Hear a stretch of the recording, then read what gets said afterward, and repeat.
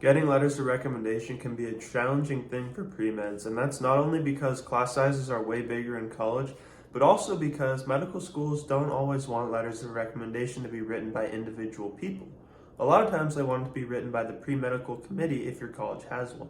And that is something I didn't even know when I was first starting the process. I was thinking about which professor am I going to have write my letter, and is my lab PI going to write a letter maybe? I was thinking about maybe having the emergency department I was working in, maybe a physician write me a letter. It turns out that if your school has a pre-medical committee, they typically want letters from that committee. So you should check first and make sure that your school does not have one before you go ahead and try to get individual letters of recommendation. The pre-medical committee at a school is typically composed of the pre-medical advisor as well as some other faculty members, maybe some members of different departments in the sciences. And the committee typically will write you a letter if you request it within the appropriate deadline. And they may actually have different physicians or different teachers you've had write portions of the letter or have quotations from those people.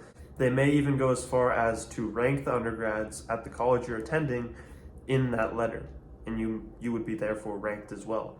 When you decide you want the pre-medical advising board to write your letters of recommendation, you're going to submit your CV, you're going to submit some other letters of recommendation from the professors, like I said, to the board, and you're also going to submit a few other things like a draft of your personal statement, and this will give guidance to the committee when they're writing your letters of recommendation.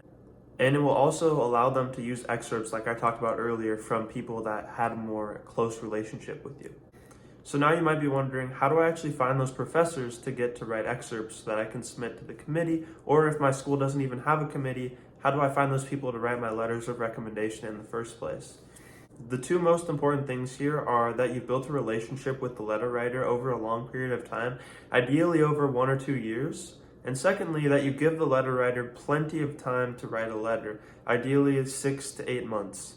I know 8 months might not be realistic, but at least 6 months. And the idea behind this is that you don't want the letter writer to be stressed out. You don't want it to get in the way of your admission process because there's so many other things. You've gotten good grades, you've completed your MCAT, you've done your extracurriculars. Don't let letter writing get in the way because you waited till the last minute.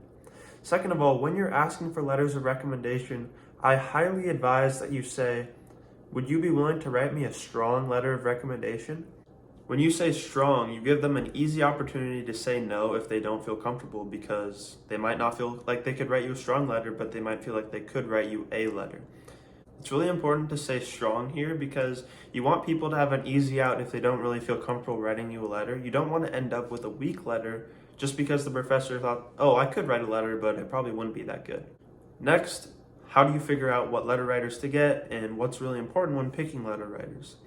Regardless of whether you're going the more traditional route and just getting 3 different people to write letters, or you're going with the pre-medical committee because your college has one, it's really important to have some diversity in the people that you're getting to write either excerpts for the committee letter or the actual letters. What I would recommend is that you have one professor that taught a class that you were in. Ideally, you will TA for this class so that you can get to know the professor better. Secondly, I'd recommend a lab PI if you're doing research because you'll probably have been working with them for at least a year, and you'll probably know this PI pretty well if you've been involved in a couple different research projects. Lastly, I'd recommend getting a letter from either a volunteer experience or some sort of clinical job. Personally, I went with my boss. I work as an EMT, and I think that by getting a letter from my boss, I'm going to have another perspective. The whole point of this is have someone write about your good academics, have someone write about your research, and have someone write about your clinical experience. And this is good because it gives medical schools a full picture of what you've been doing outside the classroom as well as in the classroom. Lastly, you're going to want to waive your right to look at the letters. Honestly, if you feel uncomfortable to the extent that you feel that you need to look at the letter before it's submitted, that should be a sign that you should ask for a letter from someone else.